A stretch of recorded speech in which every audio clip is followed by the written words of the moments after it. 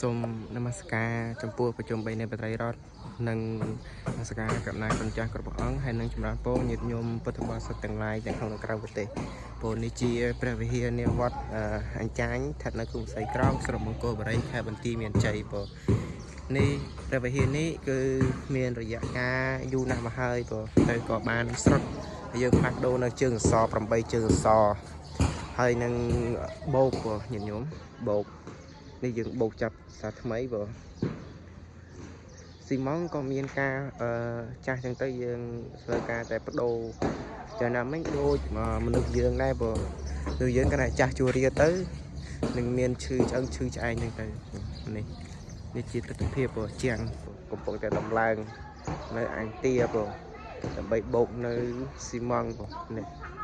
នេះយើងមិនតាន់បោកបងនេះយើងបោកហើយបងបោកហើយចឹងបងនេះបងនេះជាសកម្មភាពជាងដំឡើងនៅអន្ទាដើម្បីនឹងបោកស៊ីម៉ង់បង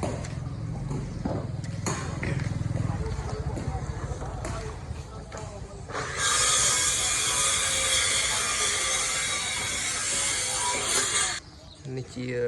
បរិវេណខាងក្នុងនៅក្នុងព្រះវិហារបងនេះយើង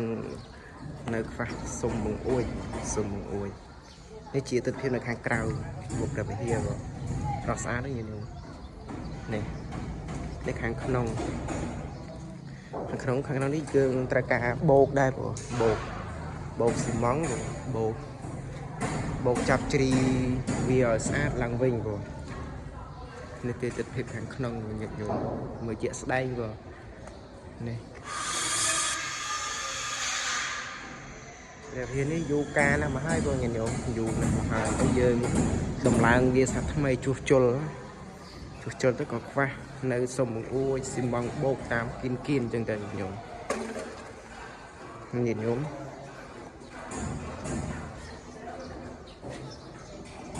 នេះគឺយើងចាប់ជ្រីវាអញ្ចឹងបងចាប់ជ្រីវាអញ្ចឹងឲ្យស្អាតសាថ្មីបងនេះស៊ីម៉ង់ចាស់មានការត្រុតត្រោមទៅយើងដូរដាក់ໄฟសាថ្មីយើងដាក់ចាប់ជ្រីវាស្អាតចាប់ជ្រុងស្អាតបងនេះទិដ្ឋភាពនៅខាងក្រៅចឹងកំពុងតែដំឡើងនៅអន្ទាដើម្បីចំកន្លែងនៅបោកស៊ីម៉ង់បងពេលនេះយើងបោកវាចិនពីលើបង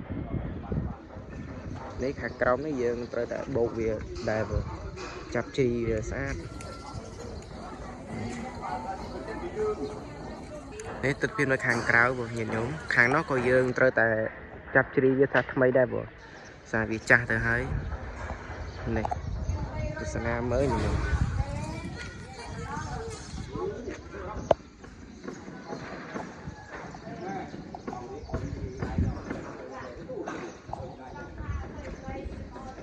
ដំបូងយើងដំឡើងវាហើយដំបូង